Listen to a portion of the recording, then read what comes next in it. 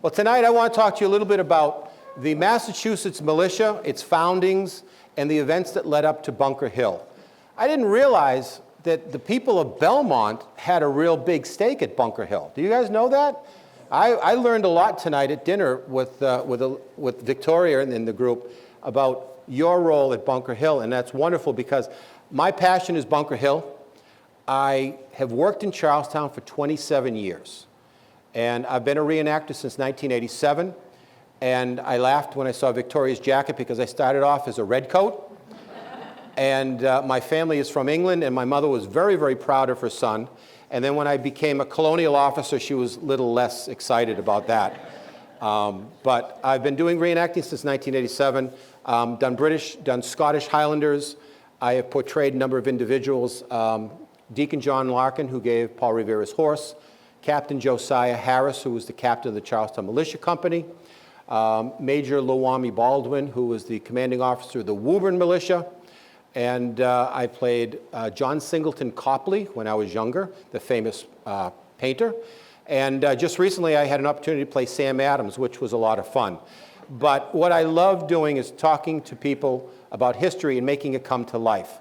We were talking about this earlier today. Back during the bicentennial, 50 years ago, I was a young kid, not so young now, but I was a young kid 50 years ago. And I read about history in a book, and it was dry and boring. And I went to some parades up in Concord. I went to Lexington, I saw the battles, and I was hooked. And ever since then, I've been very interested in our American Revolution and the founding of this country. But tonight, I've been asked to talk about the Massachusetts militia and what led up to Bunker Hill. Everyone has this great misconception, because you've all seen those old movies from the 40s and 50s about Lexington and Concord, where the alarm rider comes out and the men are in the field and they say, "The British are coming, the British are coming." And they drop their plows, they drop the horses, and they run in the house and they grab Grandpa's musket off the mantle and they grab their powder horn and they just run out into the field not knowing what they're doing. They hide behind stone walls, they hide behind trees, there's no leadership, and they're just individuals just shooting off into the wind.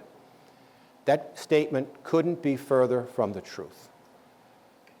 Back in 1636, in Salem, Massachusetts, and this past Saturday I was at the 388th anniversary of this event, it was called the First Muster.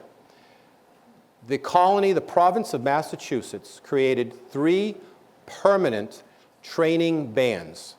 Now, training band was what they called anyone who was a military person.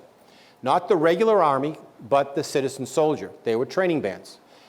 And those 3 groups that they created in Salem in 1636 still exist today as the 3 oldest in our country. The 101st Massachusetts National Guard Artillery, the 181st and the 182nd Infantry of the Massachusetts National Guard. And one of the groups that I belong to, which is the Charlestown Militia, is directly connected to the 182nd. So we get an invite every year to take part in their officers' ceremony. So by the time of Lexington and Concord in 1775, the concept of a militia or a training band had been in existence for 150 years. So it wasn't a bunch of guys just running out on the field not knowing what they were doing. Now, early in the from the 17th century into the early 18th century, what was required by law for the training bands, which, by the way, why did they create the training bands? Wouldn't it have just been easier for the British to send troops over here? England couldn't afford to send troops. They didn't feel that the colonies were worth it, so they brought back an archaic law from medieval times, back when you had serfs and fiefdoms, and said that every English male from age 16 to 60 had to be part of the training band, which meant that if you were white and your family owned land, you had to be part of the training band. No ifs, ands, or buts. You couldn't buy your way out of it like they could during the Civil War. You had to be part of it. And most men took it as their sacred duty to king and country. So in the 17th up through the 18th century, these training bands got together by law 6 to 8 times a year. It's basically every 6 or 8 weeks, maybe. Let's see. Yeah, every 2 months. Every 2 months, they would get together for what they called a muster day. All of the men would line up. They would march out onto the parade grounds. Fifes and drums would be playing. Their banners would be unfurled and blowing in the wind. All of the town would come out. The families would come up because everyone wanted to see their father, their son, their brother, their husband, their boyfriend, whatever, take part. And they would stand there in their full accoutrements with their muskets, and their names would be called off the muster roll. And they would proudly shout out their name. Because the entire town went out there, all of the merchants decided to close their shops and come out. So they'd bring carts and tables and set up things just like this. And they would sell plates and mugs and canteens and powder horns and hatchets and accessories, because if you showed up on the parade ground and you didn't have all of your equipment, you were fined. So they'd get out on the parade ground, they'd wear their best clothes, their names would be called, they would march around for a little bit, but nothing else really happened because the family's there and they brought food, so let's have a picnic. So there wasn't a lot of training that went on.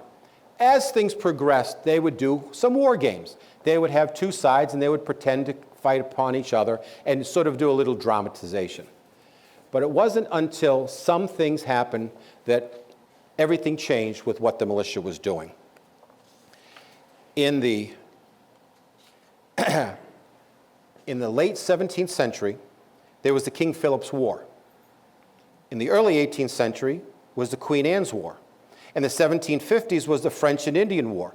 So by 1760, Great Britain was broke from all these wars, because basically they've been fighting the French, the Spanish, the Native Americans.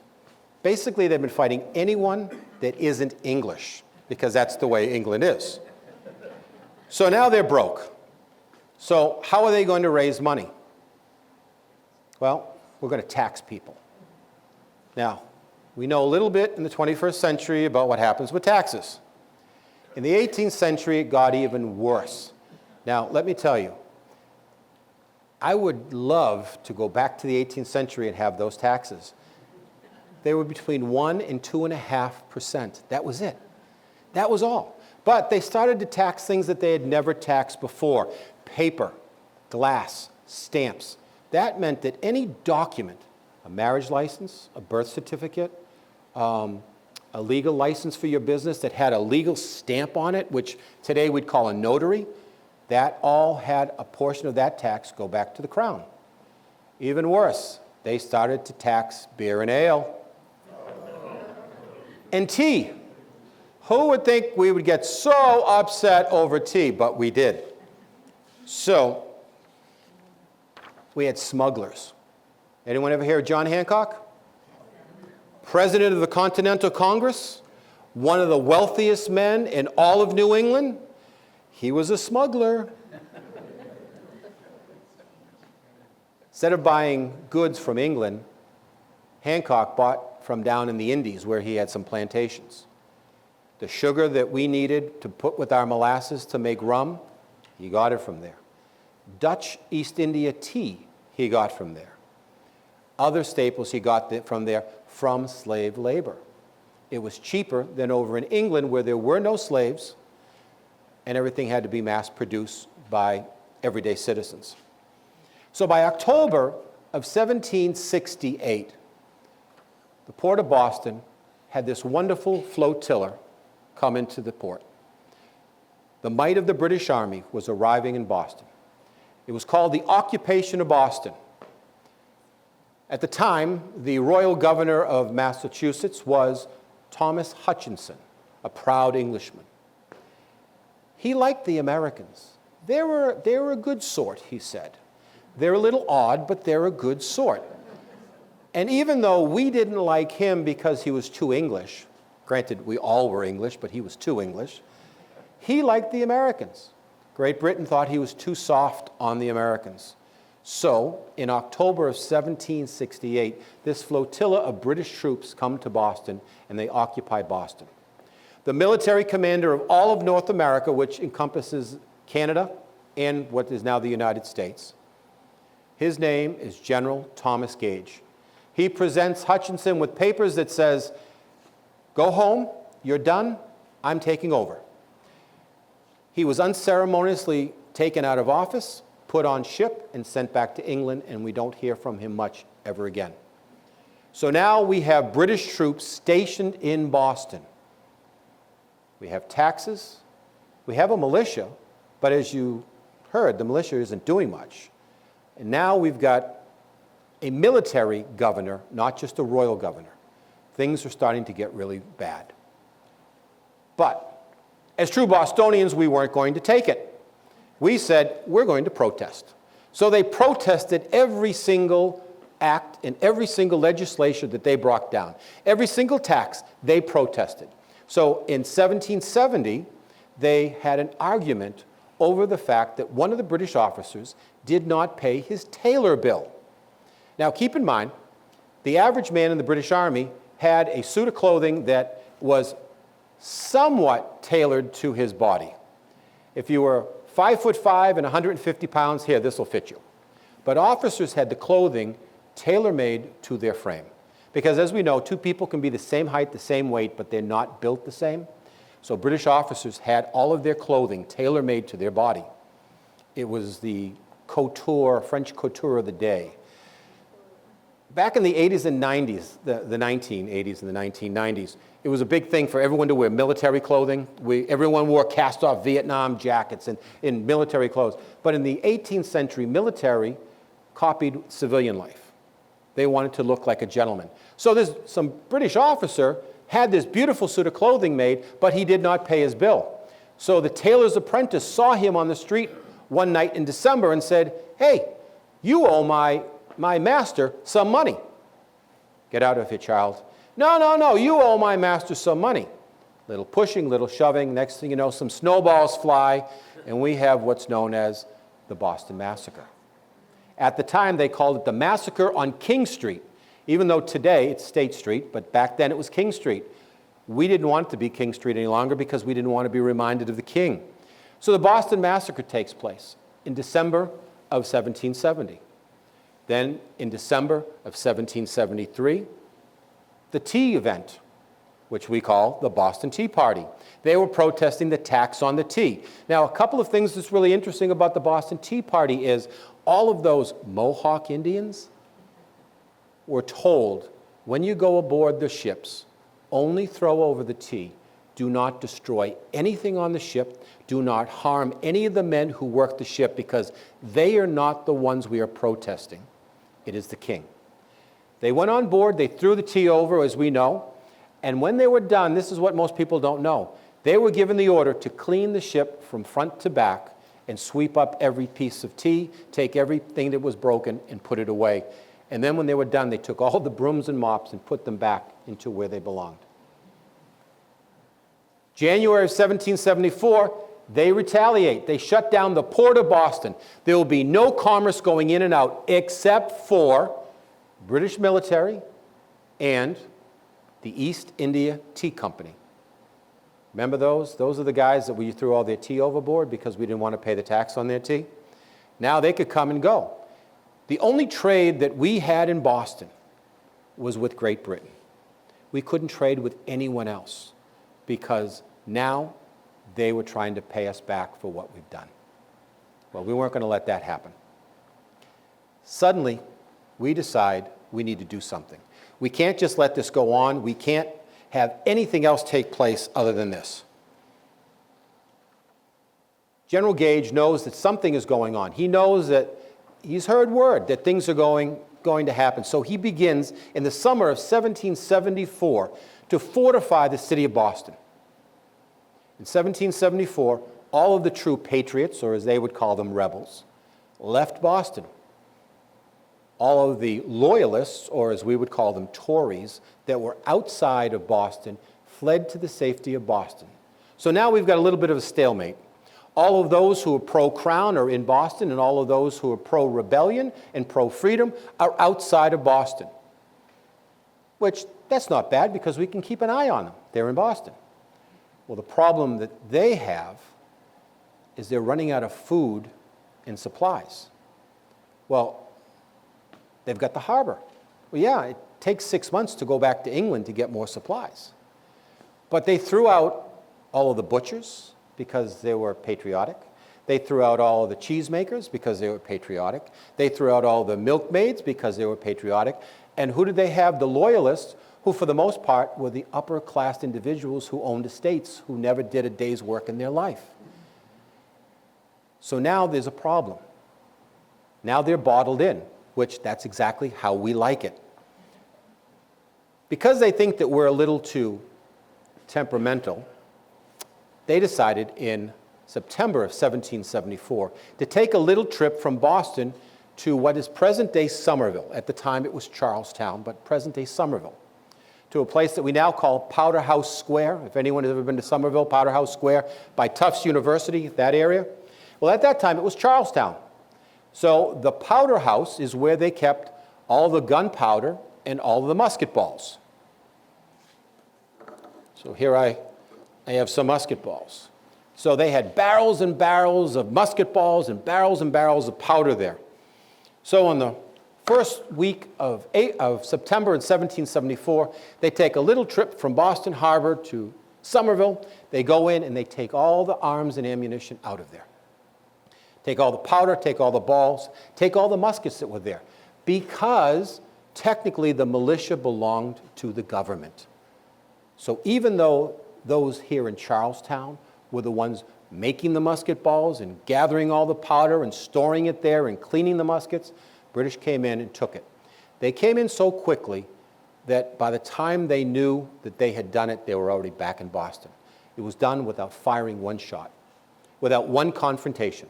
But because word spread so quickly, Cambridge Common, within 2 days, had over 5,000 militia from all over Massachusetts that converged onto the Common, demanding justice.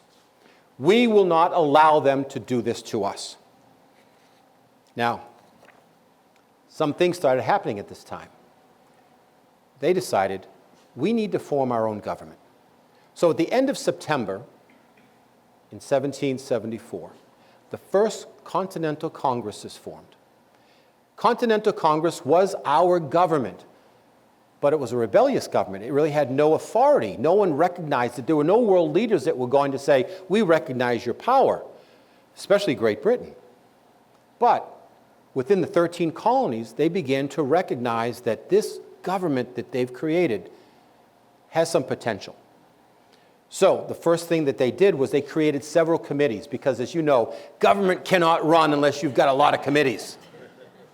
So they began to form the Committee of Correspondence.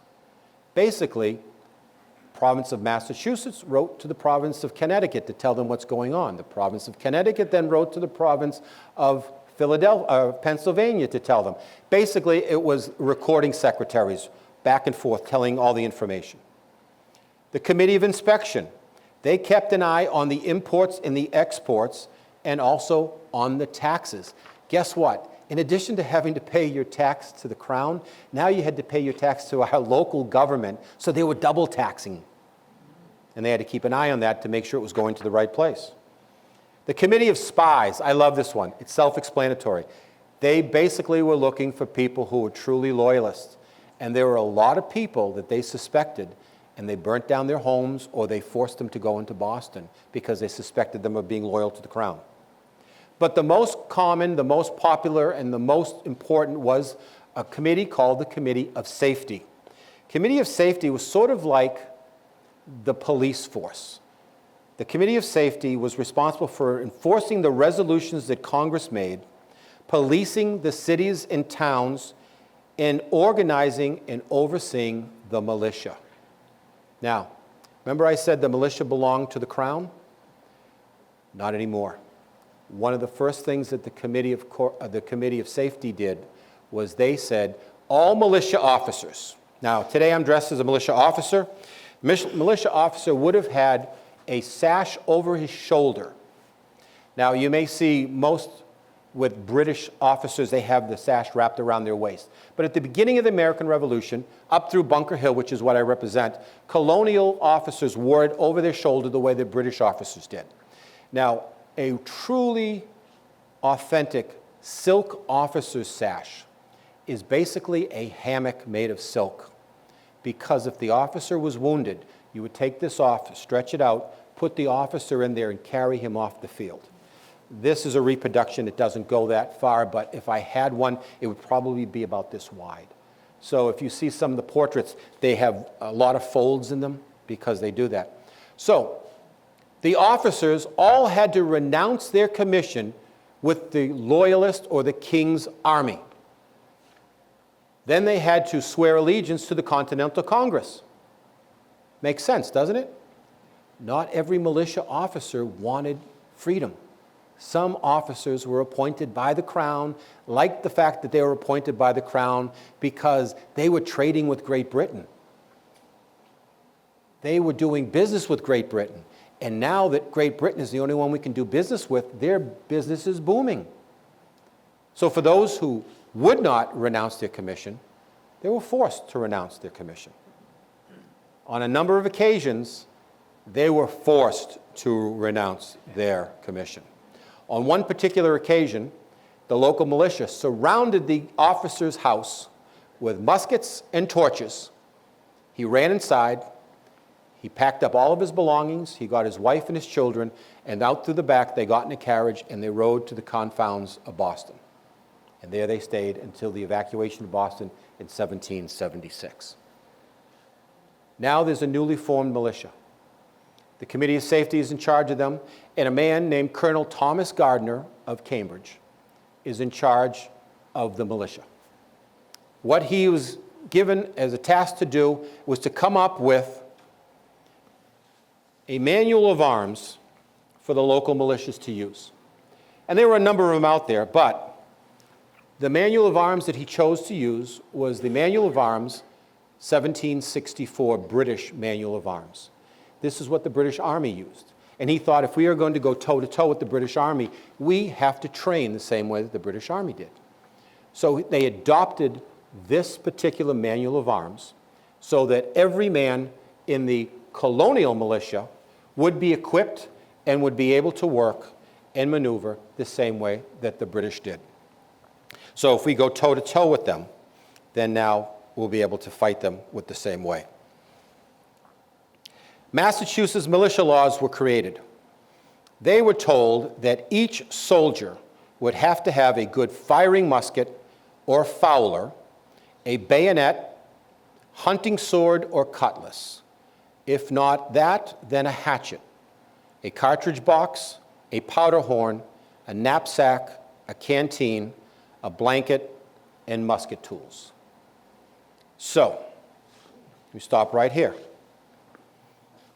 I don't have a fowler with me, but a fowler is a musket that is probably 6 feet, probably about as long as this.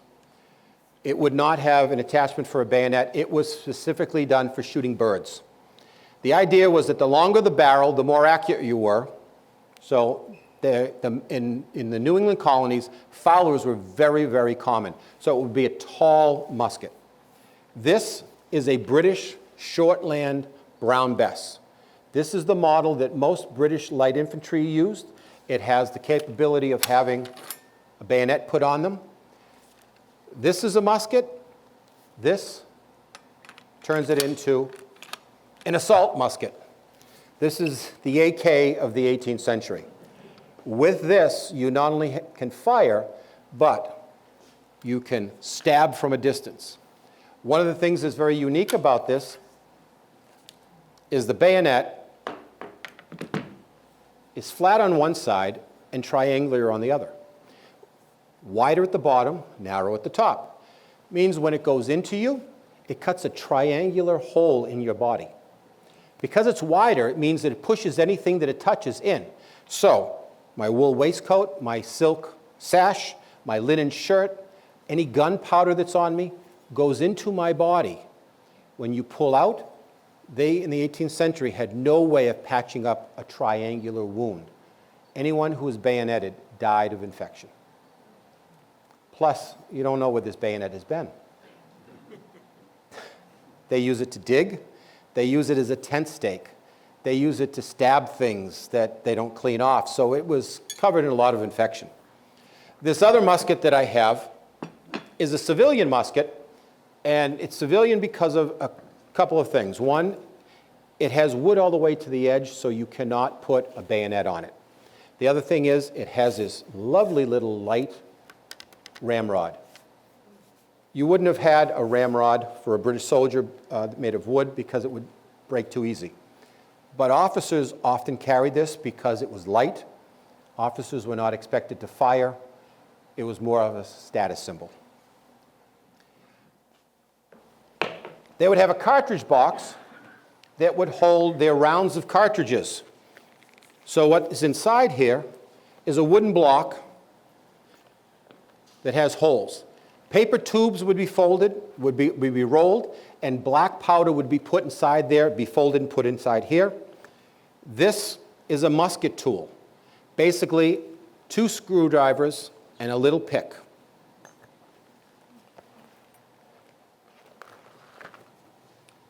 Powder horn.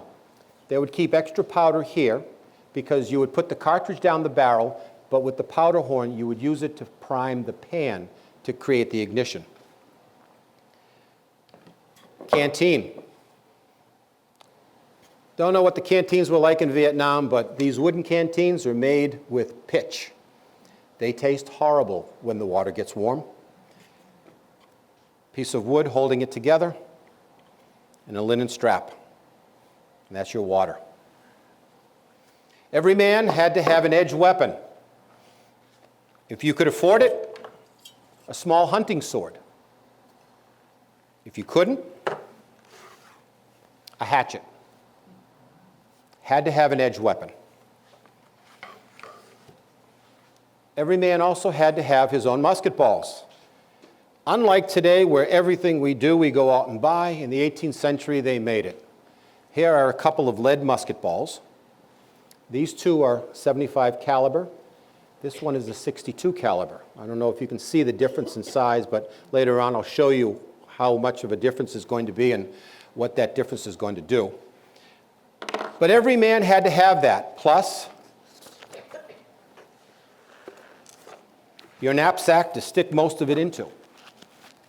This particular knapsack I made out of linen, and I painted it so that it would be waterproof. And it really is waterproof. It's great. In addition to that, you were required to have your own eating items. Something to drink with. A bowl. A plate. And these are not instruments of torture. They could be your fork, your spoon, and your knife.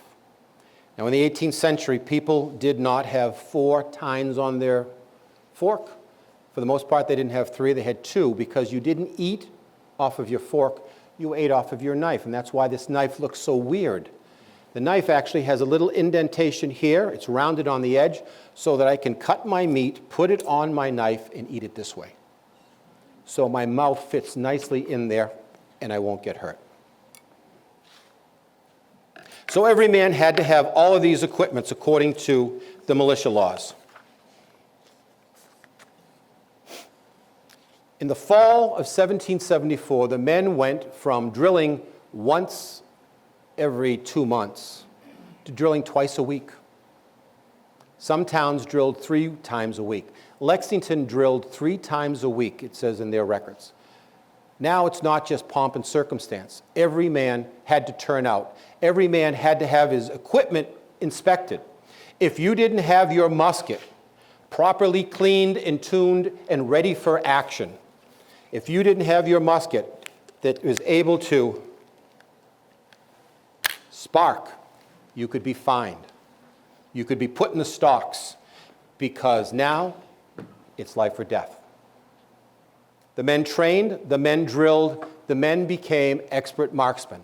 One of the things that separated the colonies from Great Britain is in the colonies, we didn't have so much butcher shops. There were meat shops, but butcher shops, which meant if you wanted meat, you had to go out and hunt for it. If you wanted fowl, you had to go out and hunt for it. The men may not have been soldiers, but they knew how to shoot. They were expert marksmen. Where over in England, the only people that had any type of a weapon would be the army. So they had a little bit edge up as far as coming to that. Blacksmiths who were making horseshoes now were making hatchets. They were now making bayonets. They were taking muskets that had wood all the way up to the edge, like this one, cutting it down so that a bayonet could be put on top of it. They were taking wooden ramrods and making metal ramrods. Suddenly, everything that had to be done was being done in preparation for war. People who normally were making candlesticks, pewter goblets, making musket balls. Men who were doing carpentry work were making and repairing stocks. War was on its way, and they knew it.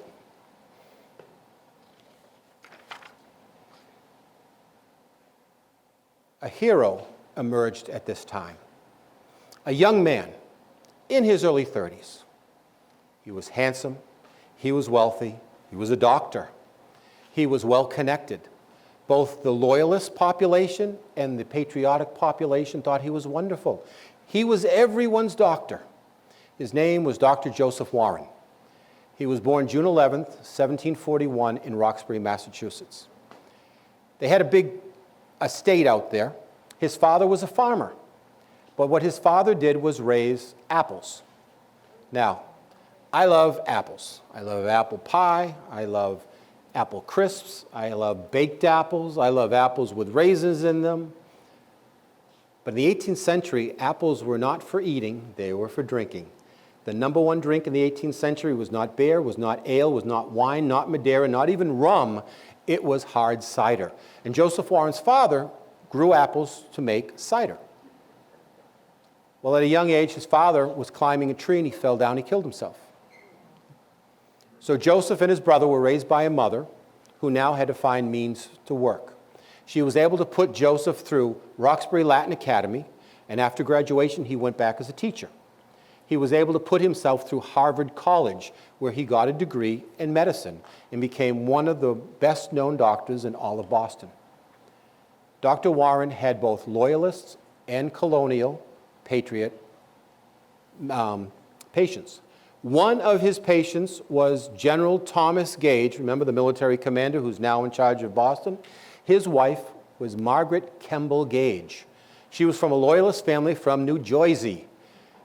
She was one of his patients. He dined with them, as well as dining with Paul Revere, John Adams, and John Hancock. He worked in every single social. He was the bachelor of the day.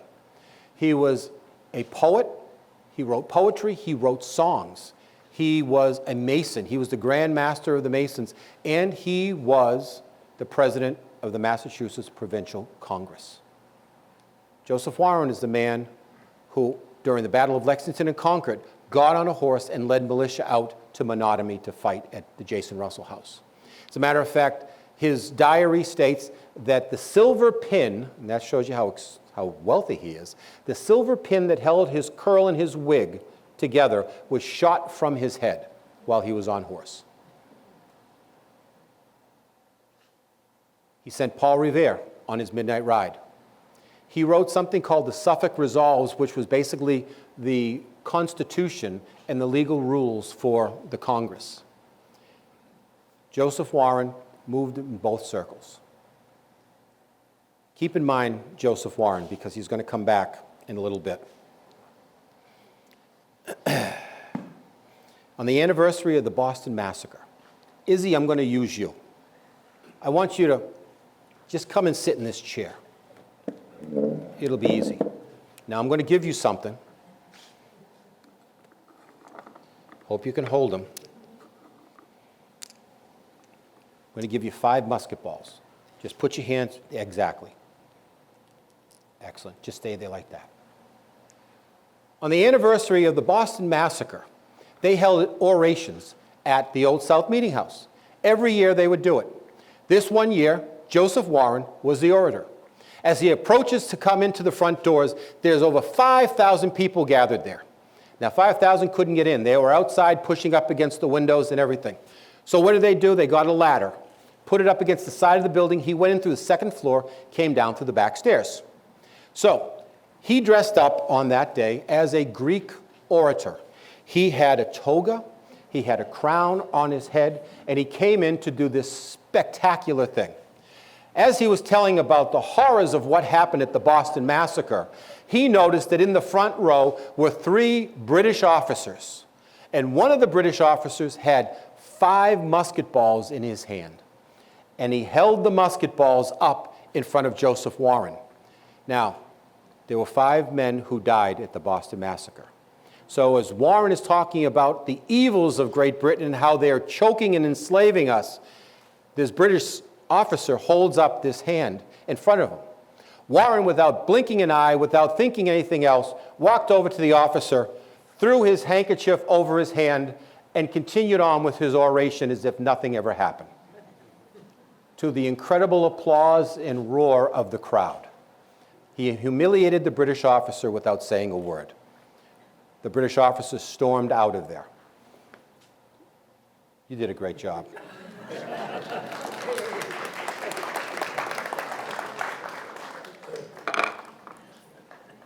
He took his life in his hands for doing that, just like Izzy did. He didn't know what I was going to do. So now we lead up to Lexington and Concord. Everyone knows, listen to my children and you shall hear of the midnight ride of Paul Revere. On the 18th of April in 75, it's all trash. Longfellow just made words that rhymed. He didn't look at the history. Joseph Warren is the one who coordinated with Robert Newman, who was the sexton of Christ Church. We call it the Old North Church. He made arrangements. He said, if the British come by land, I'll let you know, but if the British come by land, put 1 lantern up in the window. If they come by sea, put 2 lanterns up in the window, and put them on the Charlestown side so the people from Charlestown will know. I'll arrange this signal with Revere and Dawes. So on the night of April 18, 1775, Joseph Warren gets word. Now, how he gets word, from whom he gets word, we don't know. But remember that the royal governor, the military governor, his wife is an American, and she's his patient. We don't know. That's just speculation, but it's a great, great conspiracy theory. In either way, Warren finds out that the British are coming by sea. They're going to take some boats. They're going to go over to Cambridge, and from Cambridge, they're going to go up to Concord. The reason why they were going to Concord is they were searching for arms and ammunition that were hidden there by the town militias. So he gives the signal. Robert Newman goes up. He puts the 2 lanterns there. Revere sees the signal. He gets in a boat. He has some of his friends row him over to Charlestown. Now, as he's doing that, he realizes that the British ship, the Somerset, is right in his view. He has to row right by the British ship of war. So he wraps, and I don't know where Revere got this, ladies' petticoats around the oars so that the sound will be muffled. They get through, they come to Charlestown. He's met by 3 men in Charlestown. Colonel Conant, a former French and Indian War commander, Richard Devens, one of the politicians, one of the political leaders in the town, and a young man named Deacon John Larkin. Deacon Larkin, history says, gave him his horse. Wasn't his horse. Then people say, no, it was his father's horse. Come to find out, his father had a stable, and there were a lot of horses in the stable. He gave him a horse from his father's stable. We don't know whose horse it was, but the horse's name was Brown Beauty, and she was the fastest horse in all of Charlestown. And the reason why I said we really don't know if it was his father's horse or not, but after the Battle of Bunker Hill, when the reports came in of things that were missing, there was another man who claimed that his horse, Brown Beauty, that was at the Larkin stable, never returned.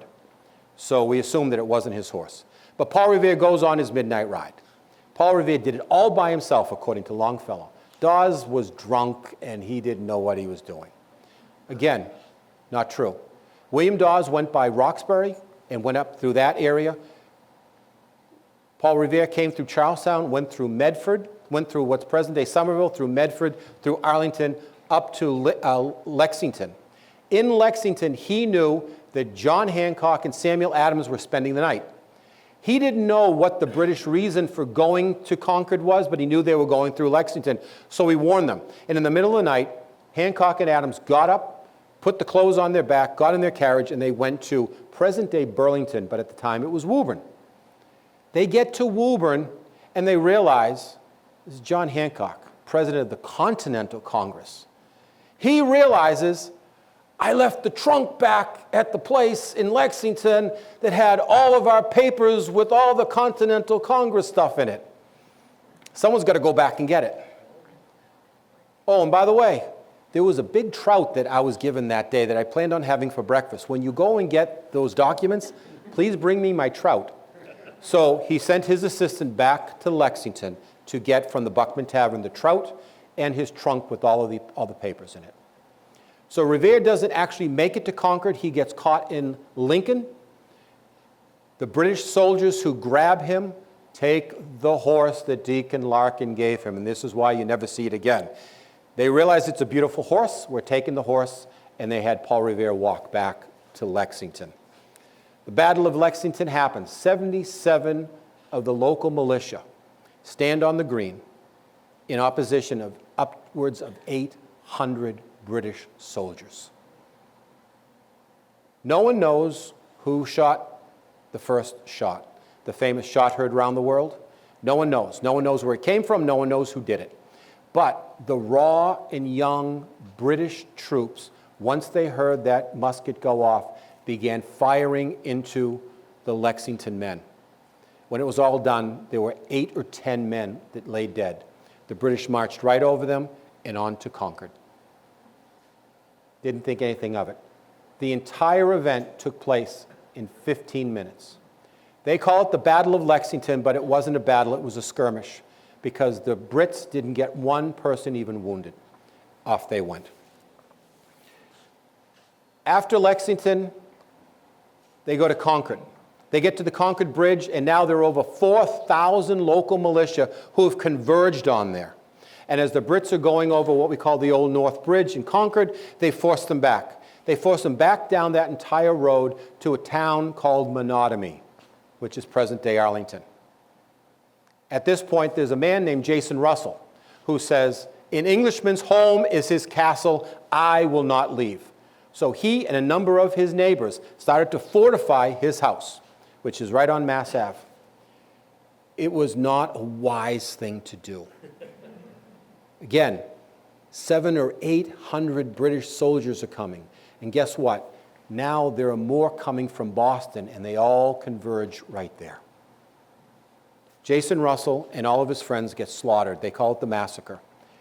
Jason Russell was in the doorway of his house and was bayoneted 19 times. The Danvers Alarm List, which is a group that from Danvers that came there, the Danvers Alarm List had 9 men killed inside the house. The British came inside the house. Afterwards, they said that there was so much blood that you could not see the floor, that the blood was over the shoes of people's feet when they brought the bodies in. And to this very day, if you go to the Jason Russell house, you'll see bullet holes in the walls, bullet holes in the floor, in the ceiling, down into the cellar, because there were some men that tried to hide in the basement, and the Brits opened the door, and as they fired up, they fired down upon them. At the end of the day, they drive the British all the way back to Charlestown and then eventually over to Boston. They get to Charlestown, and they sent a detachment of British soldiers on the top of Bunker Hill. Now, if anyone's ever been to Charlestown, the monument is on Breed's Hill. The battle took place on Breed's Hill. Bunker Hill is one street over. If you go to the top of Bunker Hill, there's St. Francis de Sales Church that's there, the highest point in Charlestown. That's where they built a small redoubt, small fortifications for the British so that they could keep an eye on anyone coming over. Nothing else happens in April. Now we go into May. One big event takes place in May, something that no one hears about, no one knows, and when I say it, they laugh. The Battle of Chelsea Creek. I know, nobody knows about the Battle of Chelsea Creek. Well, the Brits, as I told you, were holed up in Boston. They were running low on food. So they saw that the only way to get food is to go out and steal it. So they were looking for sheep and cows. So the colonials saw them coming up the river. They decided to grab a bunch of sheep, put them on either side of the embankment so that the British would follow them, and they kept bringing the sheep further and further away until the British ship that was coming up got caught in a sand barge. Once they got caught in the sand barge and the tide went out, the militia came out on both sides, started firing on the ship, and eventually they burnt the ship down and the British went back to Boston. But what I'm most excited about is to talk about the Battle of Bunker Hill. That is our first fight for freedom in this country. The first staged battle. Lexington and Concord, I give them their due, but they did not expect that to happen. Chelsea Creek, they did not expect that to happen. But Bunker Hill, we spit in the Brits' face, and they responded. Joseph Warren once again got information that the Brits were going to fortify either Dorchester Heights or Charlestown Heights because they were the two highest points in all of Boston, and Boston was down in between them. They got word that on June 18th, the Brits were going to take Bunker Hill.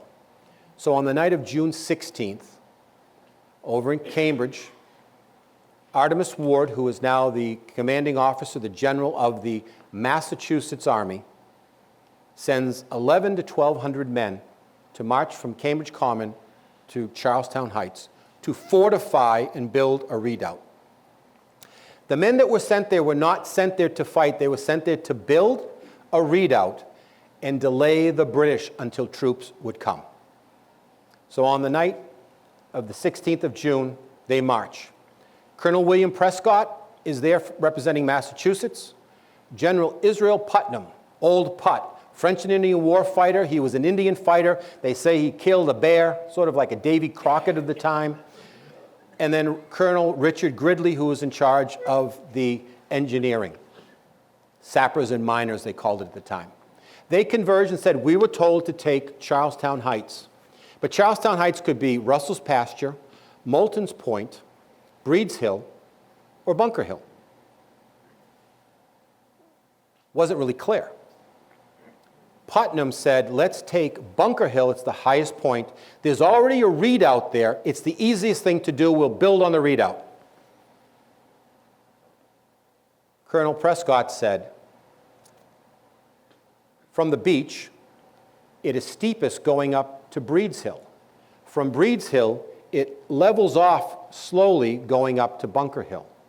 If the Brits make it up to Breed's Hill, it'll be an easy march upon us. Let's build on Breed's Hill. They argued back and forth. Gridley just said, tell me where you want me to build and I'll build. They build on Breed's Hill. Now, one of the things that didn't go over very well, I spoke at the Bunker and Breed family reunion one year because they're always fighting over whose hill and who gets the claim. And it was fought on Breed's Hill. It wasn't on Bunker's Hill. But the British officers looked at a map and they saw Bunker Hill and they called it the Battle of Bunker Hill. But by 1775, both the Breed family and the Bunker family had long moved out of Charlestown, and the pasture in the hills laid bare and barren for close to 100 years. The families had been gone. But they still called it Breed's Hill and Bunker Hill. So the men begin digging around midnight. Now, they were not professional soldiers, but they could shoot. They didn't know how to take commands. They were dirty. They were unwashed. New England men did not wash their own clothes, did not sew their own clothes. That was a woman's job. In the 18th century, not now, please. So they were dirty and smelly, and they didn't, but you know what? They could cut lumber. They could fell trees. They could dig ditches. They could build. They were farmers and laborers and lumbermen. They knew what to do. They worked all night, and they built a 130-foot across redoubt, 6 feet high, with a wooden platform on the top. Reason for the platform? Two things. If you have a platform, you have something to lean on when you're firing. You don't have to just aim here. The other reason? Colonel Prescott got on that platform and walked back and forth to encourage the men. So they worked all night.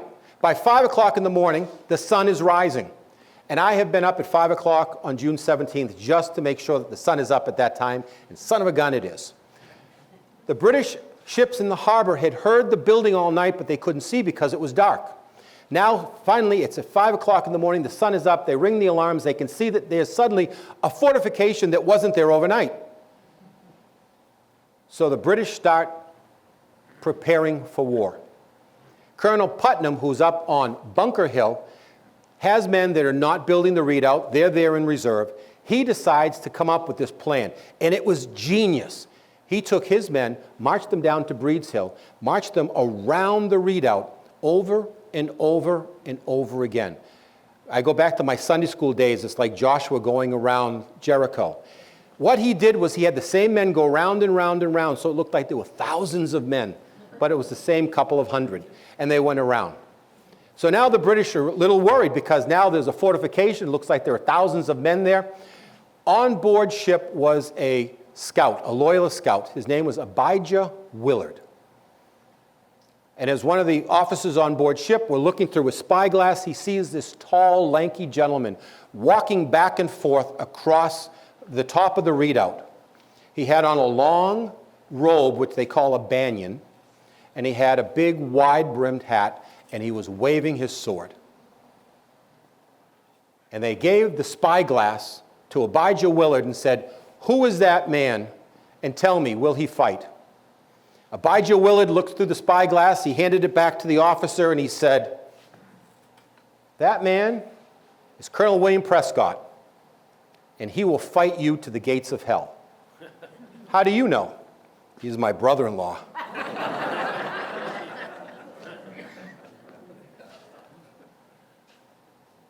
The Brits start to get ready. So guess what? The first thing you do in order to prepare for war is make sure everyone has their uniforms clean. All the officers told the soldiers, make sure your brass on your buttons are clean, that you've dusted off of your jackets. Then we're going to get the bakers to bake bread, dump out all the water in your canteens. We're going to give you fresh water. Then we're going to go down, we're going to get all the cartridges. It took them 6 hours to prepare. By the time they prepared, they lost the tide. Now, there were ships in the harbor. There was the Glasgow, there was the Somerset, the Falcon, and a couple more. There were also cannons, so there were guns on the ship, cannons on the ship, and there were also cannon on Copp's Hill over in the north end. By the time that they sailed everyone over, it was 2 o'clock. Actually, when they first started sending them over, it was 2 o'clock. So now you've got your first squad getting rowed over in a boat. They're standing there waiting for a command. So what do the Americans do? Not the ones on Breed's Hill, but down in the town closest to the harbor, where all the houses were, the colonials went in to the upper windows and started firing down on those British soldiers who were just standing there like sitting ducks. Suddenly, the cannons from Copp's Hill, the guns from the ships started firing into the town. They ended up doing grape shot and some others that have flaming cannons on, grenades coming from them.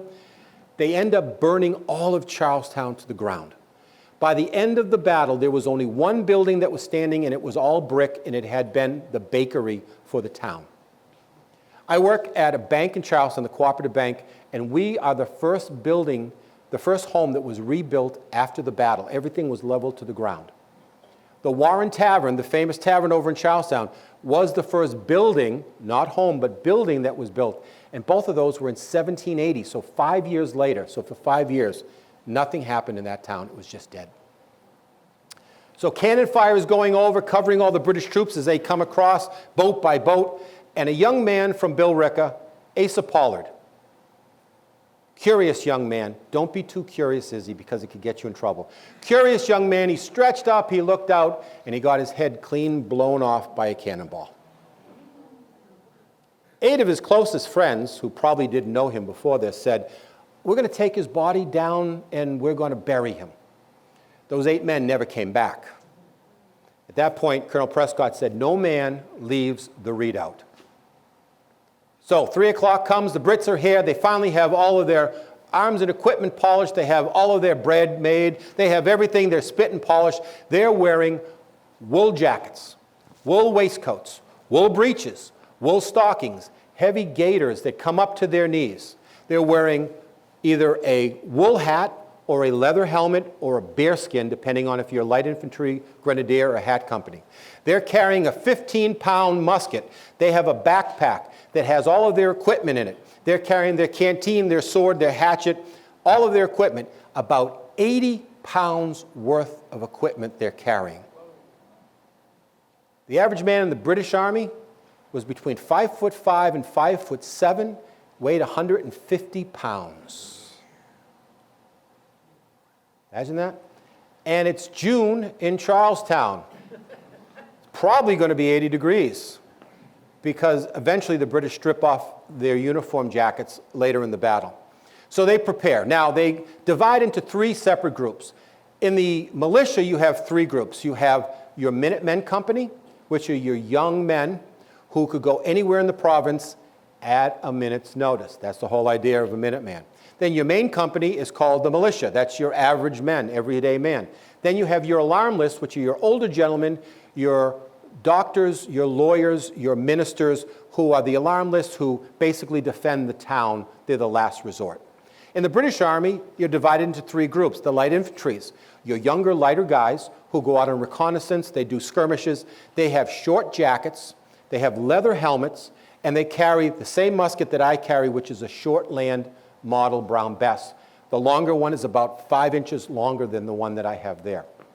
Then your main company, which is your battalion company, also called the Hatmen, because they wore a hat like what I'm wearing. And then you had your shock troops, your grenadiers.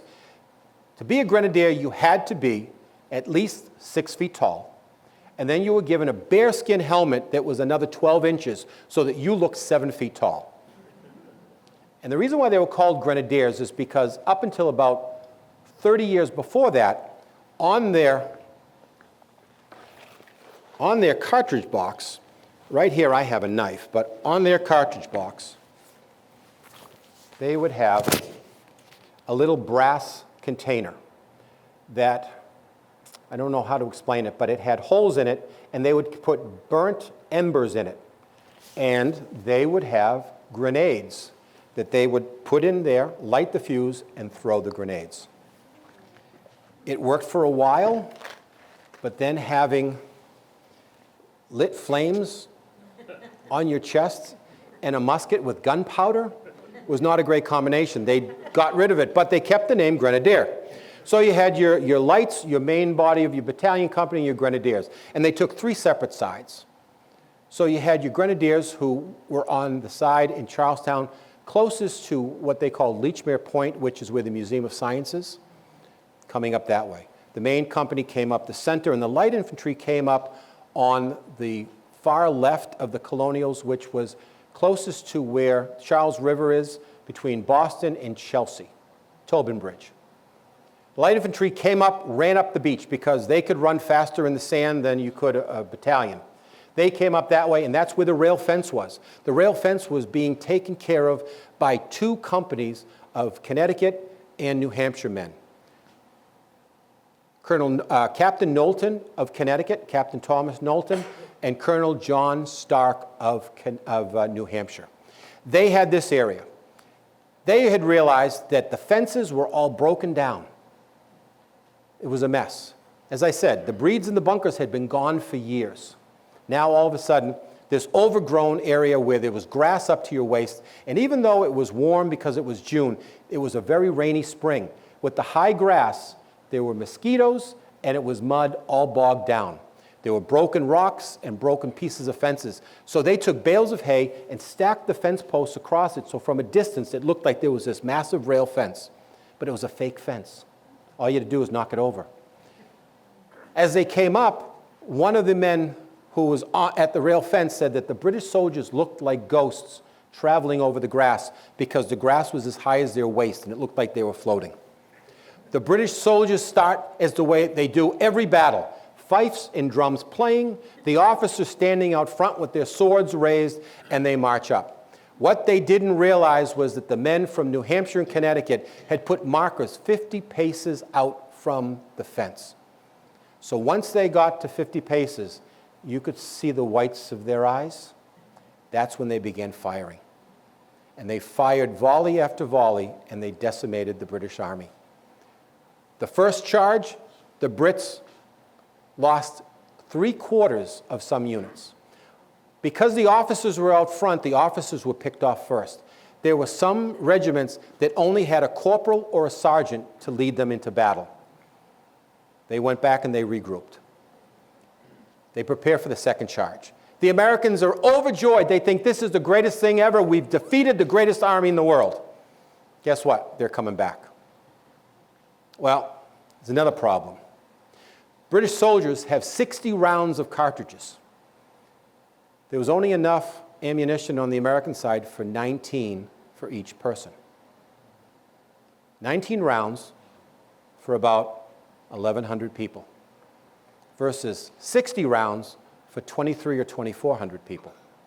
They had a lot more firepower than the Americans. Second charge now, they regrouped the British, they're coming back up. Now they have to march not just through the boggy ground and over the tall grass, but over dead bodies. They march up the second time, and the same thing. They do an assault from 3 different areas, and they come upon them, and they get blown away, and they have to regroup a third time. At this point, during the second charge, the men from Charlestown under Colonel Thomas Gardner was over at Lechmere Point, as I said, down by Museum of Science. They saw that their town was being burned. They went to Colonel Gardner, and they said, we need to get back to Charlestown. We want to be in the fight. Colonel Gardner asked for permission. They're allowing them to go. They go up to Bunker Hill. They talk to General Putnam, who's there. He sends them down to help the men at the rail fence. At this time, Joseph Warren shows up. Now, Joseph Warren had a wonderful week in June, up until today. June 11th was his birthday. He turned 34 years of age. Young eligible bachelor, turning 34. On June 14th, just 3 days later, he gets a letter saying that the Continental Army has been formed and he's being promoted to a major general. Now on June 17th, he comes to join the fight. He didn't have a horse, so he borrowed a horse. He wore his best clothing, and he goes to Bunker Hill. He reports to General Putnam, and he says, I'm here for duty. He said, well, you're a major general. He said, I turned command over to you. He said, nope, I'm here to fight. Are you sure? He goes, I'm here to fight. I want to be where the best of the fighting is. Well, go down and report to Colonel Prescott.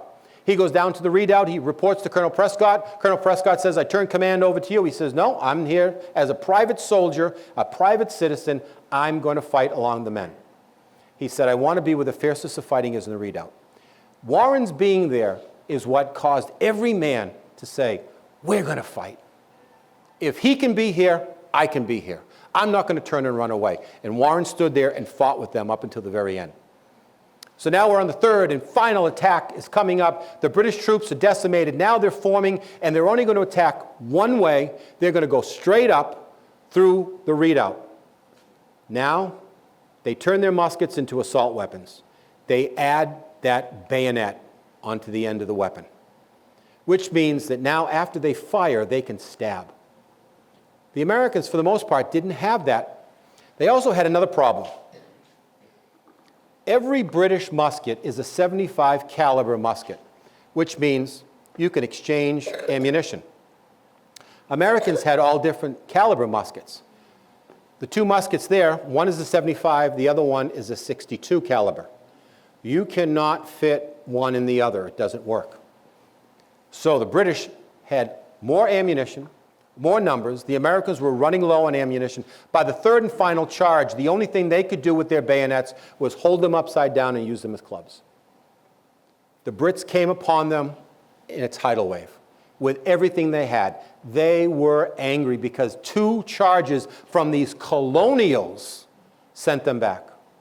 They came up, the third and final charge, they came up and over. The men who were on the rail fence, who had been fighting there with Stark and Knowlton, retreated back to the redoubt. The men from Charlestown stayed there to defend their position, and they technically were the last ones to leave the hill, and they were given the title, Charlestown Militia, the last to leave the hill. It's an honor that they carry to this very day. As they get up to the redoubt, Joseph Warren is standing there side by side with all these men.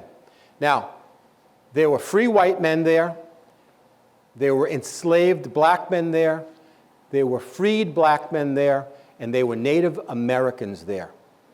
You won't see this again until modern army.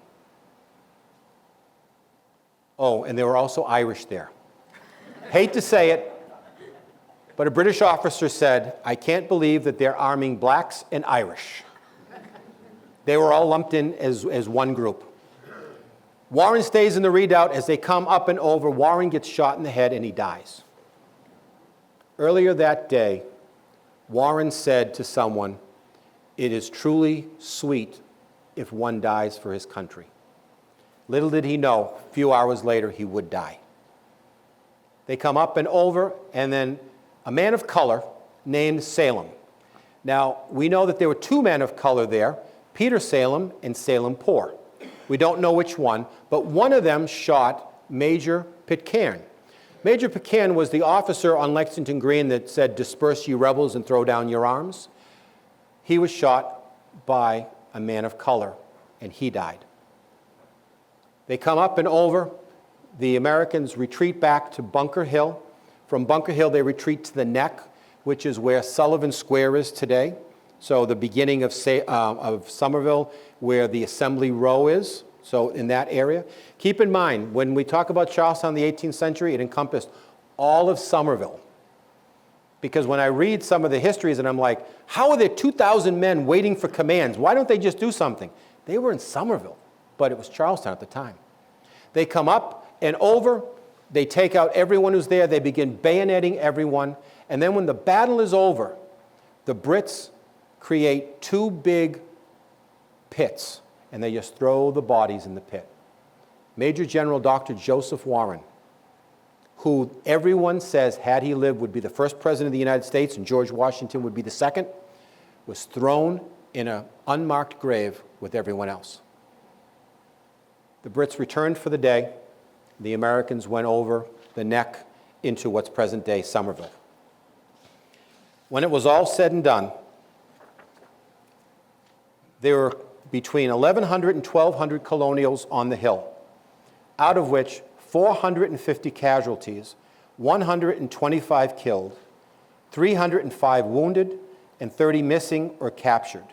Of that number, only 4 officers were killed: General Warren, Colonel Gardner, Major McCleary, and Lieutenant Colonel Moses.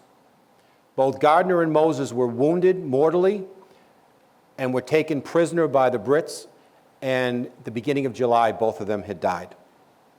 Now, the British Army had about 2,300 on the field.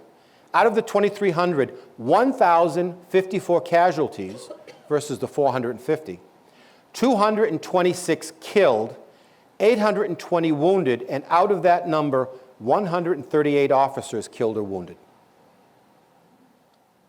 General Henry Clinton said this was truly a dearly bought victory. General Nathaniel Greene said, "I wish we could sell them another hill at the same price." And that's the story of the Battle of Bunker Hill. If you have any questions, feel free to ask me. Please come up and take a look. I'd love to talk to you about this. I know the hour is getting late, and I know you guys want to get some more of that delicious food over there, and I'm going to have some as well. But thank you for allowing me to tell the story, and it's been my pleasure.